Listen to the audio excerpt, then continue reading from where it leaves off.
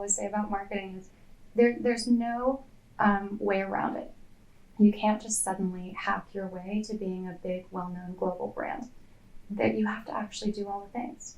And all of the projects that fake their user numbers, buy a bunch of followers, those followers aren't engaged, and no one's convinced, and no one cares at the end of the day. The market falls away and it's gone. What's important is actually building something from fundamentals that people have a need for, that actually makes sense, that has some kind of audience, or that's able to probe and find early market fit, growing a community the organic way, starting in concentric circles with the people closest to it that care about it the most, but then evangelize it to the next concentric circle, but then evangelize it to the next concentric circle. You're not going to wake up and be an overnight smash hit. You're going to move outward in these rings, doing it the authentic way. And that's what we work on with all of our projects, figuring out how to actually get users and growth and build communities that really care about the project. So it's not like you can't use any sort of extrinsic form of rewards or incentives. You need to make sure that you're using investments, not bribes. And without naming any names of any particular projects, if everybody that's building with your technology is being paid to do that, the question is, what are they going to do when the money dries up? Do they stay or do they go? If they stay, then it's an investment. If they go, then it was a bribe.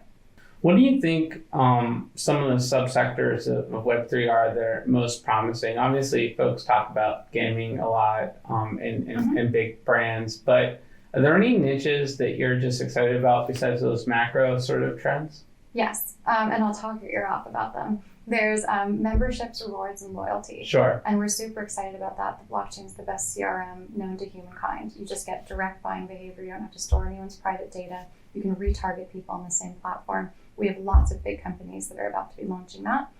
I think, it's on-chain summer and people have been talking about L2s, L3s, but also it's been stablecoin summer. We work closely with PayPal. They just launched their stablecoin, PYUSD. And I think the killer use case of Ethereum so far is stablecoins. The fact that you can just send money to anybody in the world that's an ERC20 token that lives on a blockchain, that's unprecedented. What's your perspective on sort of this intersection of AI and blockchain? How are you using it? How are you sort of encouraging your clients to think about AI? Totally. So I think this is so freaking cool. And I guess another place where I disagree with a lot of people is, people have gotten obsessed with AI, but it's not an either or. AI or crypto and blockchain, they actually go really well together. I agree. And I think in the future, what payments and transactions are going to look like is on-chain transactions undertaken mostly by AIs on behalf of people. And the actual UX of the blockchain is a fine UX for an AI, even if it's a tricky UX for a person. And AIs are the ultimate digital natives. And so they're going to use digital native currencies to transact and then to be able to show humans their work and wrap up what they did in a nice little UX bow for the human to look at. That's one use case. Another is, I think we're going to change our mentality about content, where a piece of content, unless someone's verified that they're saying it's true, we're going to assume it's not really theirs, it didn't really come from them, or that it's been fabricated by AI. And right now we assume when we see something that it's real until proven guilty. So that's going to flip, and it's going to be on-chain verification by people or by a creator or by a publication that this piece of content is authentic according to them, that it really came from them. So we're going to see that.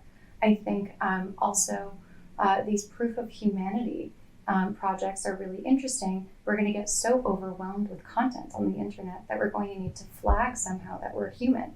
What I'm not so sure about is the UBI use case. I'm still waiting to fully understand that. I'm waiting to fully understand how distributing additional currency to people doesn't just raise the price of the goods they're trying to buy, such that their purchasing power would end up the same as it would have been otherwise. I'm still trying to learn about what the economics of that would be, and I'm hopeful that AIs are going to help bring down the price of goods in a way that converges with changes in human ability to create economic value. So I have an eye on that. I'm curious about it, but I'm hopeful about it. The views and opinions expressed on Edge of NFT reflect solely those views and opinions of the show hosts and its guests. Please make sure to do your own research. Our show is not financial advice. You understand that you are using any and all information available on or through this podcast at your own risk. Whenever making financial decisions, we recommend doing your own research and talking to your accountant for financial advice. From time to time, we may feature sponsored content on the show for which we receive value, and we may share links for which we receive a commission if you make a purchase through one of those links. Refer to our website, www.edgeofnft.com, for our full disclaimer, terms and conditions, and privacy policy.